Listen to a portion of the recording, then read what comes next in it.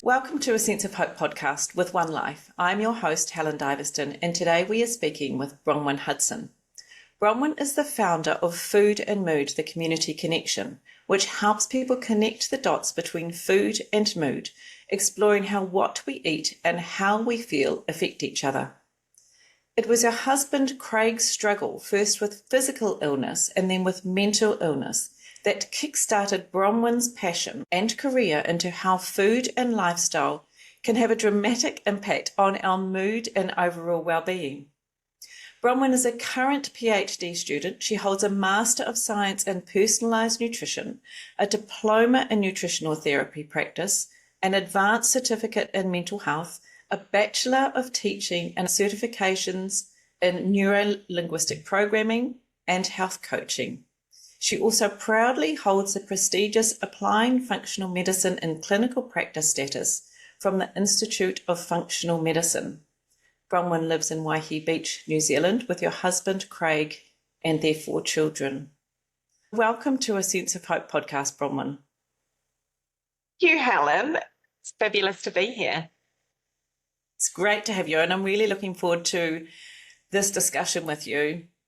One of the first things I just want to put out there is that this discussion is as much about you as it is about your husband's journey. And I really think it's very important to note that we have full permission from your husband to talk about this, but also that we're going to focus on what it was like for you to be a carer of someone that's really struggling and how this journey led you to do what you now do, which is your passion and your business. Absolutely. And I think, that permission is a really big part of, it's really important that we do acknowledge that. And even this morning, I've got explicit reconfirmation that it's still feeling okay for him to have this conversation. So that is really important. And as you said, the stories become very intertwined. And in terms of that aspect of our conversation today, anyone out there who is supporting someone with their mental health, I want them to know that they have their own story and their own part of the journey, and that hopefully I can share some of that in the context of my husband's journey as well. Thank you for that. I think that that's so important because I think sometimes the carers get a little bit left out of the equation. It's an interesting place to know where to start the conversation. I'm keen to hear where you feel that this started for you. It's an interesting question. So in terms of, I guess, where this started for me, from the professional side, it did start with the personal side. And, I guess that's if we scoot all the way back to the very early 2000s when my husband was a professional rugby player and had a situation where he ended up with an overtraining syndrome or a chronic fatigue in athletes, or all of the different terms that kind of were thrown around at the time regarding it, which is essentially the same as a corporate burnout in some regards. It's the idea of being overtrained with insufficient rest and recovery, and potentially not appropriate fueling and all of the other things that were required to support the load of what for him was professional sport. And so this resulted in a lapse on a field and a warm-up 22 run to the 22 and back, and airlifting to hospital, a lot of investigations before the diagnosis. And, that's quite hard. Here he was, this is all he'd ever done. He didn't pass School C, or, I guess NCEA level 1 as we'd know it now, and he had thrown all his eggs into the basket, and his identity was tied up in being a professional sports person, and it was taken away. And so you can imagine this was a physical illness and very much a mental side to this as well.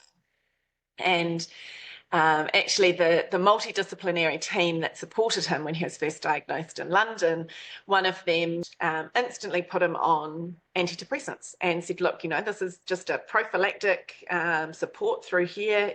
Most people that undergo these challenges need some support in this regard as well. And we worked through the next little while. It's 2.5 years before he started working again. And, he did really well with that journey. In terms That's a of long journey.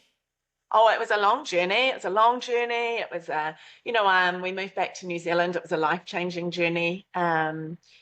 and I had been teaching before we'd left, and so I came back and was still essentially a beginning teacher in New Zealand on a beginning teacher's salary, because I'd just done supply teaching and other things while I was away. And long journey, it did really, really well. And it was really more than when we started having children. We've got 4 children. They're currently aged between 12 and 17. So there's less than 5.5 years between them. Actually, my Facebook memory this morning from 11 years ago was that I had just put my youngest to bed without having breastfed her, and that I'd counted back that it was 8 years that I had been either pregnant or breastfeeding. I'd had lost in there. There'd only been 3.5 months in the previous 8 years that I wasn't pregnant or breastfeeding. So yeah, it was an intense time, and our first came along with some food allergies and some other challenges, and so we started getting really interested in food and health. And obviously this had been a big part of my recovery program for Craig, as he was recovering from his overtraining syndrome as well. It was just, you know, there was not much that could be done medically, and really all the treatments were lifestyle based. The things that made the biggest impact were getting him out in nature, helping his sleep with these real routines, you know, bed at the same time every night, up at the same time every morning, all these things that we held close to us. The food aspect, it was heart rate based exercise, progressive exercise and movement, which was starting with, you know, walk to the letterbox and back would set him up for a nap, which was challenging, having gone from being a professional sports person. So, you know, all of these things I just got really into, all of how lifestyle really is medicine, and really was the only medicine available to us in his healing journey there. And then the kids started coming, and this sort of continued really fueling my passion for how I wanted to show up for the people that I loved, and support them in the ways that I could by helping them with rhythms and routines and habits that supported them. And it was really around the time that our second daughter was born that Craig ended up, you know, was doing well in terms of physical health, but it was really the start of a quite prolonged period of major depressive disorder, where, you know, other tools did come into the toolkit. Medication, therapy, etc. were really important tools at that point in time, alongside everything else that we did. And he started noticing, and you know, he started commenting to me that he really noticed sugar was quite a trigger for him. When he was eating a lot of sugary foods, he would notice things physically. He was getting sweaty palms. He had noticed changes in his heart rate. He had noticed all sorts of things in his body. And he was noticing they were correlating with his mood. So this also got me thinking, what's going on here? What's this connection? And so it's around this time that I started formalizing my life experiences into formal education training. And yeah, still actually that sugar and that glucose connection to food and mood is still a really interesting area that I'm delving into now that we can use things like continuous glucose monitors and help people notice the patterns that they can see, especially anxiety type symptoms with a dysregulated blood glucose level, where we see a lot of those symptoms coming up. So yeah, that's I guess, yeah, that's kind of where it all started. A lot of points that really spearheaded the direction we've gone in. I think your story will really resonate with so many people that struggle with chronic fatigue and go to the doctors, get the test done, told that there's nothing wrong with them. And because when I worked in psychiatry and liaison psychiatry, we would often get referrals for people with functional disorders, what they would call them, or chronic fatigue. And it was always challenging because the person would then say, oh, great, they think it's in my head because they're sending me to see psychiatry. And so I always used to come in from the way of, actually, we don't really understand what causes chronic fatigue syndrome. We've got all sorts of ideas around it, but we don't really know, and we don't have a cure or a pill. Or so my job is to actually help you to understand a little bit about what this is about and how, what we can do to support you to get well. It's a challenging topic, and if people are not given hope around recovery, I have heard of stories that people were told, oh, well, you just have to live with it, and off you go. So they believe then that this is their lives now.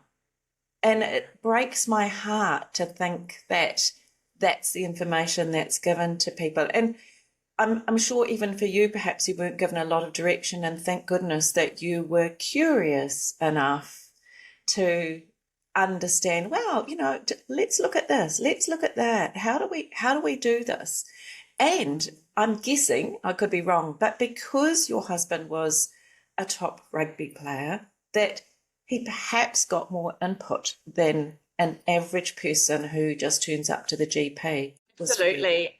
In fact, we've had so much gratitude for that. And it was really not so much because he was a professional rugby player that he got more support. It was that the rugby team needed to be able to cancel his contract. And so they needed to get a lot of support to know how they were going to do that. And that involved an incredibly privileged opportunity for us to see a doctor in London at the time, Dr. Richard Budgett, who was the Olympic medical team doctor who specialised in chronic fatigue in athletes, and had a multidisciplinary clinic. And so we were very, very lucky because we were actually sent away with a lot of what you said. We don't really know what underlies all of this in terms of mechanisms.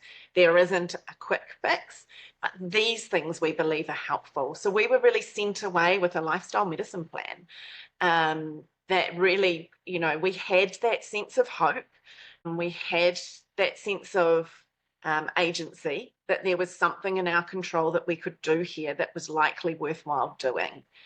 And so I think then for both of us, for Craig to be compliant at doing these things, and for me to take the energy to keep challenging on those days where he really didn't want to get out of bed, that we knew that there was an importance in making those things happen. So yes, very, very privileged to have had the input that we have had. And it breaks my heart that so many people don't have that, and then they don't have that hope or that roadmap. What was it like for you in those 2.5 years? So here you are, you've got a husband that perhaps isn't the person that you married. I mean, I'm sure he is, but it's different. And now you're the income earner, you're having children. What was that like for you? It's quite interesting because I normally think about my support role alongside his depression more than alongside the overtraining aspects. So you've got me thinking, Helen, what was that like for me? I think it was just, there was a lot of things going on in our lives then as well. We got married during that time. So he was, where he sat down during the wedding service, and, we just adapted things. I actually, as I'm thinking this through, I remember having such a sense of purpose actually in being a support person for him. So it was definitely challenging.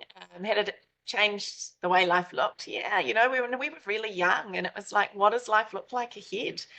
But I think, I love budgeting. I loved cooking. I loved gardening. I loved, I loved all of those things that I actually don't really enjoy much anymore, some of them. But at that point in time really did. And so I feel like I had a sense of purpose because I had a plan and I wasn't lost with it. I really felt like if I do if I do these things, he's going to get better.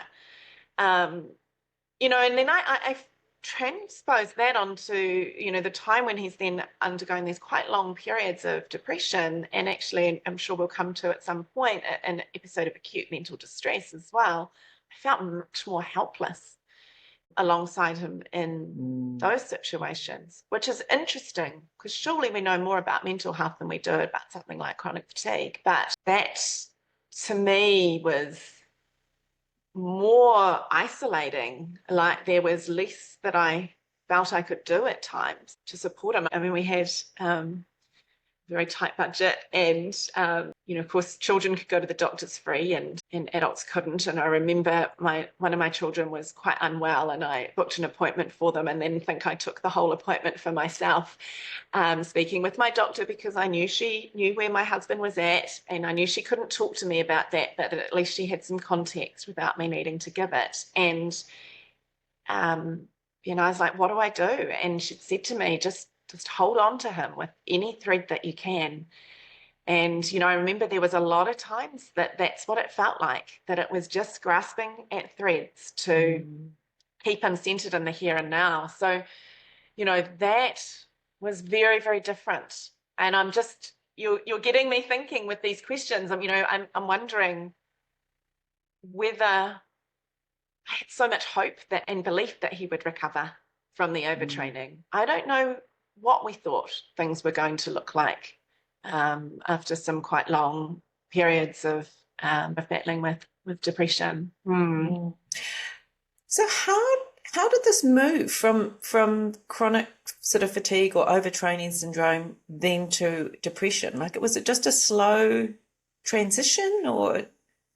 No, there was a gap in the middle where things were going well and he was doing well. And I'm not really sure. I think, that etiology of mental health disorders is complex, isn't it? And there's a lot of things. And there was probably a number of factors that I wouldn't want to guess at necessarily. But, there was a combination of things. And there was quite a period of time in between where he had been doing quite well in terms of, we'd put the chronic fatigue aspect in the past. We'd got to a point where that wasn't part of who he was anymore and what he was dealing with. And then, where this other challenge came on board was, there was a gap, and it just, I think sometimes for a lot of people, becoming a parent can be quite a triggering thing as well. We start investigating all sorts of our own upbringings and what our trigger points are and how we want to show up as a parent, and then it's all layered on top of sleep deprivation and tiredness and all the hopes and dreams you've got for your children and your fears that you're going to mess them up and all of the bits and pieces. He's a very good, dedicated, loving dad, and I think that even all of that played its own role, among other things, in there. In one of the podcasts that has been recorded already, we talk to a woman that's really specialising in, it's almost like trauma-informed parenting, because it's the children that we have that we kind of butt up against our own limitations and pressing our buttons. So it is an incredibly challenging time bringing little humans up in the world and putting all this pressure on ourselves to do this wonderful job, because we want our children to be well and we don't want to stuff them up like our parents did to us. So it's an interesting conversation to have. So he became depressed. How long did that last for? Oh, that was quite a long-term, multi-year experience with ebbs and flows, and times where he would, decide that he didn't want to be on medication and abruptly stopped without telling me or any health professional. And we had a few occasions of that, which can be quite scary. Obviously, you're getting that massive discontinuation syndrome aspect coming into play. So even when people wean off things like SSRIs, there can be challenges when you do it slowly, let alone cold turkey. So, there's some real great information out there now about things like hyperbolic tapering and getting support on actually coming off medications very slowly and carefully, especially the last part of it, where we normally do it in one jump. So, we had those sorts of experiences. And then we also had a period of time where, once again, I felt like things had been going well for him. He was quite stable for a period of time. And then sort of out of nowhere, from my perspective, a night actually where we'd been having a serious discussion the night before, and it wasn't about something that I didn't think wasn't insurmountable. We'll be able to work this out, and I was in that, we'll sleep on it and I'm sure we'll come up with better ideas in the morning. And I went to sleep and he didn't. And over that night, thoughts just spiraled out of control. And he decided that we'd all be better off without him, which is completely illogical to me, but made complete sense to him. So as I was sleeping, he was making a plan for doing that. This is the voice of depression, isn't it? When you believe that the world or your family would be better off without you, to me that's 100%. This is the voice of depression. This is not okay. And it's so hard for someone that just loves this person so much and would think, how on earth do you think it would be easier for me, for you to not be part of this life that we're living together? How on earth would it be better for your children for this to happen? But that is not the state, that you're in at that point in time. And so this, there's been quite a lot over the years. And through all of this, I think the challenge that I didn't realize I was having, these were really tough times to go through. And I didn't talk about them with anybody because to me, this was my husband's story. This was something he was going through that he didn't want to talk about. He doesn't want anyone, friends. Often by the time, we've been married sort of, we've been together 24 years or so, you end up with a lot of shared friends. And, I wanted to respect his desire to keep this kind of private, which meant I felt so isolated, Helen, like I was doing this on my own. I never even thought about it as being my story. It was his story. It was impacting on my well-being hugely. And, I felt like, I was having to show up with these 4 young children, and sometimes be protecting them from some of the moods that he would be in, or the uncertainty of how he was going to show up when he came home from work that day. Where is he at today? What's that going to look like? And, if there was one message that I wanted to give anybody that was supporting a loved one, it would be that, you are absolutely worthy yourself of everything you can do to support your own well-being. And this is your story too. And I really recognized the power of that later. So some of your listeners may actually have heard or have come across my husband before, because after all of these struggles and challenges, he has carved out an interesting path for himself. And he, for some time, was the managing director for the Xero, the cloud-based accounting company in New Zealand. And in that role, he used his profile to be quite vulnerable in his leadership and to share his story in ways to help others, and also to set up support, formalised support for people that was funded by Xero.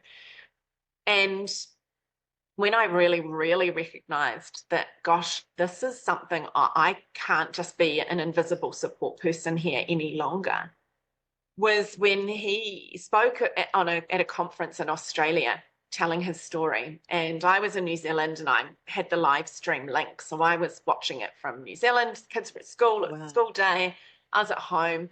I made sure there was all sorts of support around Craig, how he might be, what he might need afterwards. I'd spoken to colleagues of his, etc., and made sure everything was in place for him. I never even thought about my own well-being. We'd gone over the content together, so I knew what to expect. And yet I watched this live stream. It was incredibly powerful. I spoke to him afterwards for a couple of minutes and I could tell it had impacted him hugely. And then I was like, well, what now? Here I am, I'm all alone. I was sobbing my little heart out at home on my own with no support. I hadn't even thought about, should I get a friend to listen with me? What might I need here? And, this is so, so important that when we are supporting others, we recognize our own well-being in that place. And as his team were working to get him back to New Zealand sooner than planned and reorganising flights and setting up support, I just had one of his team that kept checking in on me, like, what do you need? What can we do for you? And I was like, oh my gosh, I've never experienced that before. So that would be the other thing. If you know someone that's supporting someone, check in on them. Don't always ask how the person is. You know, I'd say that's the case with someone supporting someone through any kind of challenge. Check in on the supporters. Ask how they are. No one's probably asking them, and it will be impacting their well-being. It did impact mine. And he was asked to do the same talk then in London later the same year. And he said, yes, but he would need me by his side in that case. And they said, sure, you know, I'd go too. And they were putting me on the stage after him on a panel. So he did his keynote, I did my panel. And this time, completely different. We saw a psychologist to prepare before we went individually for a few sessions each, and then a joint session together to go, all right, what have we each learned about what we might need, how we can show up for each other during this, and what needs we're not going to be able to meet for each other? How can we meet these outside of the relationship? And completely different experience, empowering and connecting for both of us, supported, both supported. That is amazing, isn't it? So that therapeutic discussion, which was that the first time that you had actually had therapy, so to speak? Yeah. After all that you've been through. Right. I wasn't having the mental health distress I never even considered that for me. And that just seems crazy when I think about the load that I carried for so long on my own. Actually, that was the safe place to be able to take it. And, you know, I look now at this, you know, and even the work that you and I both do, at this kind of lower end of the scope, where I didn't need a highly experienced psychotherapist or clinical psychologist even, a mental health coach, someone to hold space for me, to allow me to process what does this mean for me as a support person, to have someone that was there on my journey to help me identify what are your needs actually, Bronwyn, in the middle of this, because you're allowed them, you know. When you're showing up for someone else, you're still allowed your own needs, but you often don't think about them. That would have just been incredible if I had engaged in that earlier. And I do love having the opportunity to support others in that way now. Yeah.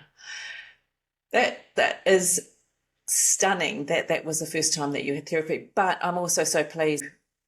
I think it's always important to have therapy, and I think that most people would benefit from talking to someone from time to time.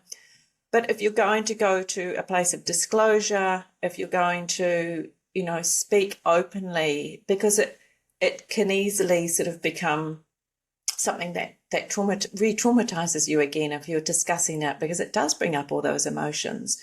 And so I'm so pleased that you've had that safe place to allow yourself to talk, but also then to get some grounding around it all, and to ensure that you know where your boundaries are about, okay, I'm comfortable to talk about this. This is too far. I know where my boundaries are, and I think that's so important. So in this time, were you developing your own business this whole time, or what was happening, and how did this all sort of come together for you?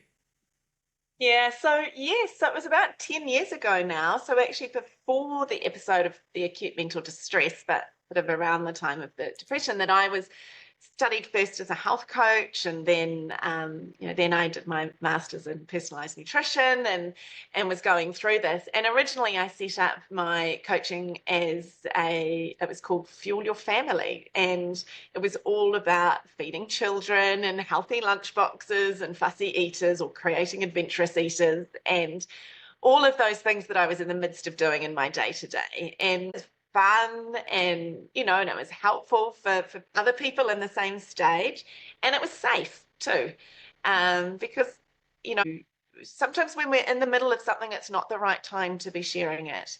It's doing that safely from a place of actual healing that can be a lot safer for everybody.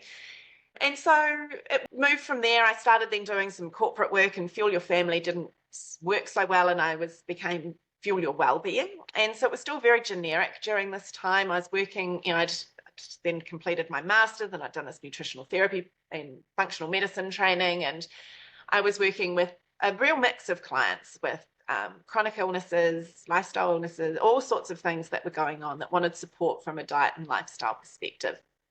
And I was noticing in my clinic, actually mirroring what my husband had said about, sugar being a real trigger for his mood and all these other things. I was just noticing that every single person that I was working with had some element of either a relationship with food that was not serving them well, or where food appeared to be impacting on their mood. And it wasn't something being talked about a lot in the literature, but it was emerging, and we're starting to see more and more. And it was things like when the SMILES trials came out from Deakin University's Food Mood Institute or Impact Centre, where they used a Mediterranean-style diet in a randomised control format. And for people with moderate to severe depressive disorder that had not responded to treatment, and large percentage of those people in the trial group actually no longer met criteria for depression at the end of the trial. And I'm going, wow, this is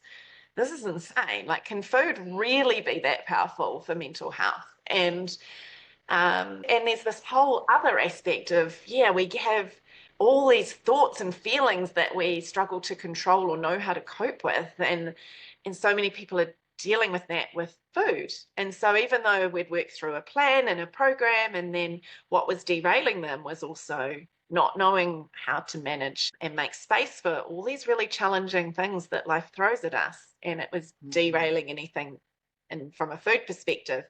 So I got more and more interested in that. And that's now where I do specialize in the food mood space. And I like, to think of that as both ways. So I'm super interested in the gut-brain connection and the gut microbiome and all of these aspects of nutrients and things that support our mental well-being. Also helping to equip people with tools to make space for anxiety and worry and fear and upset and shame and all of these things that come for us. How do we create space for those things and still show up as the person we want to be, still making the choices we want to be making that align with our values, identifying what our values even are, what's really important to us, and how to just keep taking baby steps in the right direction. And so that's those two sides of that food mood relationship. Yeah, that's something I'm incredibly passionate about as well. And people that know me will know that that is one of my deepest desires, is that if people could understand the impact that food, nutrition can have on mental health and mental illness, it is phenomenal. And we're slowly getting there. But I think now, the lifestyle medicine, and there's some new guidelines now that the first line of treatment for depression and anxiety should be lifestyle medicine, which is food, movement, sleep, community connection, and other aspects around that. So it is a topic that just needs so much encouragement for people to embrace. And I love the fact that you deal with both ends. It's not only how food is impacting your mood, but how your mood will then impact what you're consuming, what you're eating and drinking. And I think for many people, we've had this lifestyle that we have a stressful day at work, we come home, we open up the wine cupboard, we pour ourselves a glass or two of wine, we use the wine, and for some people it's chocolate or whatever else it might be, but wine, I think, has got something else to it, or alcohol, in that what it does is then leads to a disrupted sleep pattern, increased cortisol levels the following day, which means cortisol stress hormone, increased stress levels. So we've got this perpetual vicious cycle. And I think that happens with sugar as well. And you might want to explain how we understand sugar impacts this cycle of high blood sugar levels, drop in blood sugar levels, And what relationship maybe you noticed, even that having with Craig, for example, with his mental health journey? Well, and also now that I run these glucose connection, food and mood glucose connection courses where I have cohorts wearing continuous glucose monitors, and my goal is my goal is to help people be curious with them and just notice what happens. Generally, as long as the sensor stays on, it lasts for 14 days. And so I say, look, first week, let's just get curious and see what happens. And then in the second week, let's see what tweaks we can make to support a more balanced glucose level. And all the things you were talking about impact here: sleep, cortisol, stress hormones, etc., all impact on our glucose levels. So if we're eating food generally with carbohydrates, and those carbohydrates are going to break down to sugars — I'm not demonizing carbohydrates, I'll just say that at the outset before we go on — but they'll break down to sugars. That's normal. The sugars in our bloodstream will rise. So that's our blood glucose level, the glucose being the glucose part of the sugar, will rise, and our clever body goes, glucose is getting high, I'm going to release some insulin. Insulin's going to stick to the glucose and move it into our cells for storage, or to our muscles if we're moving and exercising to use. Often will be stored either in the liver or in our adipose tissue, our fat cells. And so what happens when we eat a really high sugary snack or a sugary drink, or drinks were the ones that I've noticed myself spike the most. Oh my goodness, a cocktail just went sky high, and a lemon and bitters, just same again. They have been my biggest spikes. So when we have a really sugary drink or a sugary snack or a very simple carbohydrate processed snack, those blood sugars are going to spike up much higher, faster than if we were eating in a balanced way. And so then the body goes, whoa, this is a bit of an emergency situation, because I want these glucose levels to remain within this band in the blood, and you've just overshot the mark. So I'm going to fire out that insulin really quickly and move as much as I can out of the bloodstream. And so usually in that situation, the mark gets overshot. So we have what's called postprandial, after eating, hypoglycemia, where our blood sugar ends up low. And when our blood sugars are low, and when they're diving, we often feel jittery, anxious. Well, a lot of the ways that people would describe anxiousness, actually, you can feel shaky, you can feel foggy, you can feel hangry, desperately hungry, you can feel irritable, you can feel all these things that mimic the experience of anxiety for a lot of people as well, or exasperate it if you already have. You can notice palpitations and a racing heart. And that's because part of this mechanism, as our body does, is once our blood sugars are low, clever body has another system, another way to then, using adrenaline and cortisol, to signal the liver to get glucagon in play and get glucose back out into the bloodstream to bring it back into this perfect band. And so we're activating cortisol and adrenaline as part of that. We're moving these stress hormones. Now, the other fascinating thing we see is that we've had someone that was like, hadn't eaten. What was that spike? That was a stressful meeting. Could that really have been it? Yeah, it can. Yeah.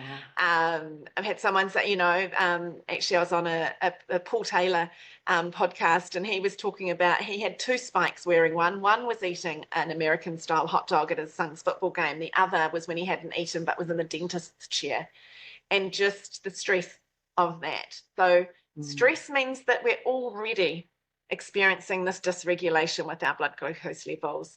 We add ultra-processed foods, we add simple carbohydrates, we add high sugar snacks, we're all over the place. We don't sleep well, maybe alcohol is part of that, as you were saying. Our blood sugars are dysregulated, they're much harder to control. So we know that after a poor night's sleep, we will get a higher glucose spikes and bigger dips than when we've had a good night's sleep eating the same foods. So it's all connected. It's fascinating. Yeah, it is so fascinating. I remember having a client a number of years ago when I was working with Be Pure, who was wearing a continuous glucose monitor because she was curious about, what foods are spiking my blood sugar levels. And she was a businesswoman, and she was at the computer, she hadn't eaten, she checked, all good, it was 5 point something, wonderful. She opened an email from a customer who was really angry and upset. She became quite upset. She checked her glucose monitor. It had shot up to 8. And she was like, what the heck happened? And it was like, yeah, this is your stress response. And this is also, I think, an important part of why things that sound quite fluffy, like breathing and relaxation exercises, can be so important for actually reducing our stress response. But it's much more than just feeling better. It's actually the physiological response that might have on our body in reducing those blood sugar spikes and then troughs. So 100%. And then the impact that those have on our mood. And, I always say that don't mistake the simple things for, or the little things for little impact. Often those things are so powerful. And so, we put a lot of focus on the food, but actually the eating context is so important. I've said to people, well, about you had the same meal, but you noted that one was a rushed one at your desk. What if you actually get that same lunch again? Next week, you eat it away from your desk. You do a couple of nice deep breaths beforehand. You notice what you're doing. You smell your food. You chew your food. You're engaged in eating it. You go for a little 10-minute walk, and then you go back to your desk. Let's just see. Let's just get curious and just see, what happens. Because I think seeing our own data is so powerful. I could say, look, just do this, and it would be different. Yeah. But look, let's get curious and see. And it's just amazing the impact that this can have sometimes without even changing what's being eaten, just the how. Yeah. It's really, really powerful. And, I've just been posting, I'm currently joining Helen from the beautiful Pacific Northwest coast, well, not coast, I'm inland in America. Land in a beautiful place called Leavenworth, and I have so much natural beauty around me at the moment, the mountains and the river, and I saw deer out on my walk this morning, and I've seen all sorts. There's bears around and I haven't seen them. That's good. But this beauty is incredible, and this time in nature, and we know that just spending time in nature is good for us. But I got curious and have been reading this morning around the impact of being in nature and our food choices. And, there's this whole, I talk about my glucose food mood connection and the sleep food mood connection and all of the other aspects, but I think there's this real nature food mood connection. And I came across 3 studies just published this year looking at time in nature and food choices. And one of them was even just not actually being in nature, but whether you were visualizing being in a park or on a busy urban street, and then being presented with foods and choosing which ones you'd go for. The time in nature is impacting on people wanting to make healthier choices in their food. So there's so much little things. So interesting. Make it easier for us to put in place these other habits. It becomes, each one builds on the other. So if all you're able to do is go outside, notice a beautiful flower, or put your feet on some bare grass, that's already made your food choice easier. It's just thinking, what is the smallest thing I can start with today? What's possible for me right here? And don't think that it's too small to have an impact, because every little bit builds on the other, doesn't it? 100%. Our modern lifestyles aren't really conducive, I think. We especially because we're often, especially as women, we told to chug down a smoothie. And often I've heard people, they're on the motorway in Auckland and they're drinking their smoothie in the car on the way to work. And I'm just like, no. I get it. I know that you want all your nutrients in, but there's so much more to just inhaling nutrients. It's the whole process. It's the whole sitting. It's the whole actually chewing your food and stimulating the digestive enzymes and smelling your food. And it's all of that. And when I do little sessions in school, I often ask children, and I've learned over the time that adults are often also caught out with that, where I say, what is the first step of digestion? Where does digestion start? And people often think they've been quite clever, thinking the mouth. And I say, well, actually the first stage of digestion is the cephalic stage of digestion. It starts with the brain. And it starts with this idea that we know food is coming. And I think the best example, I don't know if it works for you, but for me, when I think about salt and vinegar chips, I actually salivate. Yeah, totally. I'm on with that. So there's something that happens at the idea that salt and vinegar chips are coming that my body then starts getting ready for. And we don't spend the time preparing our food in the same ways anymore and being so connected with it. And I get that. So then it's looking at, well, what is possible? Just taking the time before you eat to look at your food, notice the colors. Maybe if it's to have a smell, just thinking about it and give your body at least a mini warning that food is coming, because it's so clever that it will start before we've even put something in our mouth. If it's got the signals that food's coming, it starts preparing, and it means we'll absorb the nutrients better, we'll digest the food better, and all of those things support our mental health as well. So yeah. Totally. Fantastic. Thank things. you so much. Yeah. So Bronwyn, where can people find you? Are you doing online courses? Are you doing one-on-ones? What are you doing in the way of how you're working with people? So I've recently made a shift in that because I've created space for my PhD, which is exciting. And obviously that means a little bit less time in clinic and a lot more time behind the books. So, but also it's encouraged me to do something I've wanted to do for a long time, because I really, really believe in the power of community and not doing this alone. I think about the impact of even how isolated I felt supporting my husband, and isolation is so challenging. So what I've done is created a community, and it starts at New Zealand $9 a week.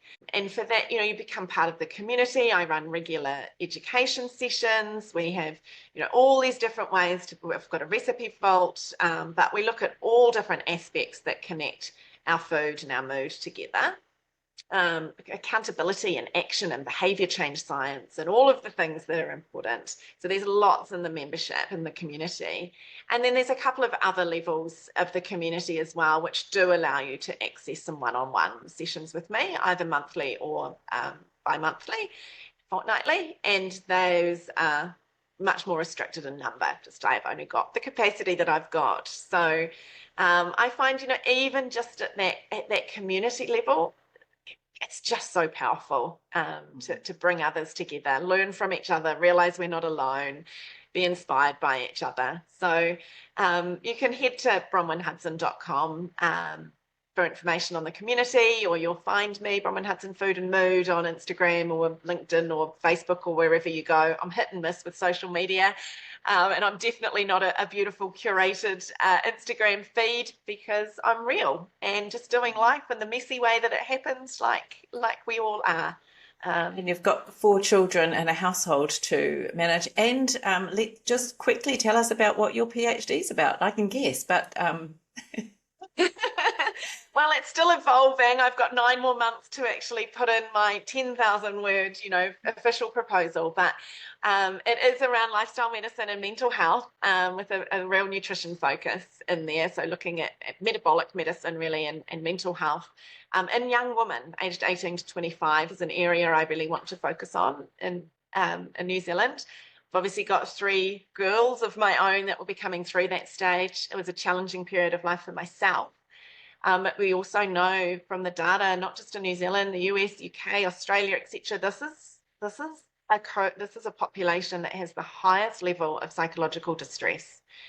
And I really want to know and learn from these people, what are they open to trying? And then if they give it a go, what are the impacts what's possible? So my scope is at the mild to moderate end of the spectrum. I really believe in being able to put things in place early as preventative, or as, if we can really get people then and fill their toolkit, what does that mean for future mental health as well? So I'm going to be doing focus groups as part of this. I'll be doing a series of case studies from my own clinic, and then later in the piece there'll be an intervention trial as well. So wonderful. Watch this.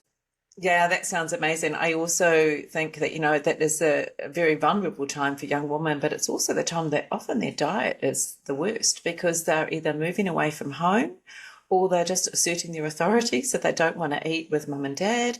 And this is often the time that diets really sort of plummet, and yet it's a time, even the years before that, of huge growth, and we need as many good nutrients as we can during that time. So this is going to be So interesting. And you're right, it's such a transition stage where often it is they're living on their own for the first time, or they're gaining more and more independence if they're not.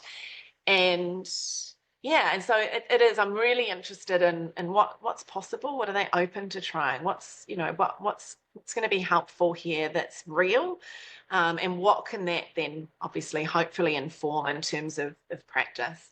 And there's other aspects. The other thing I'm really interested in, and so this is some of the bits that are still evolving, is I used to in clinic give people big plans. I spent hours after my consultations putting together the protocols and the meal plans and all the notes and all the information. And it was like the part I found the hardest about my work.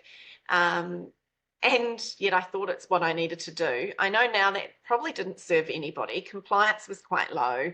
It was a little bit it was a little bit not that fun for me to do as well. And of course, now moving to a real coach approach and really being about meeting someone where they're at, meeting more regularly, but having, just moving them forward step by step in the way that they are willing and ready to do is so much better. And so I'm also interested, what if, we find out this is what could be open to, this is what the literature is saying could be useful. What if I took two groups and gave one a plan and gave one a coach approach? What would be different?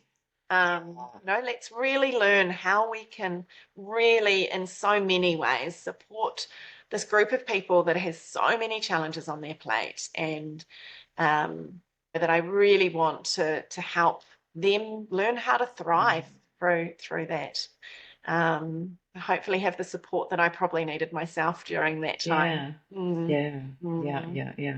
And I've mentioned this a few times on the podcast already, but the health professional may have some expertise in the area, but the person is the expertise in their own self.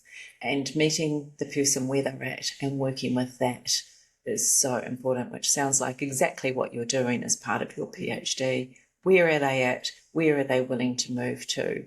Where do they want to be? And what are they willing to do to get there? So fantastic. Absolutely. Yeah. Thank you so much, Bronwyn, and thank you for sharing your story and for sharing Craig's story. Thank you, Craig.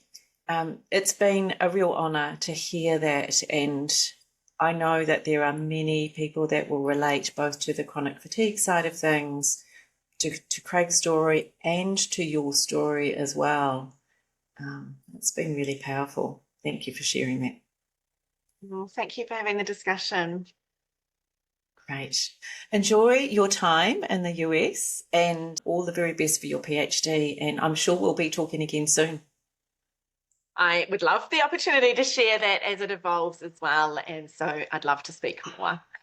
Absolutely. Thank you very much, Helen, and to all your listeners. A sense of hope absolutely exists. So I really resonate with the work that you're doing. Awesome. Thank you so much.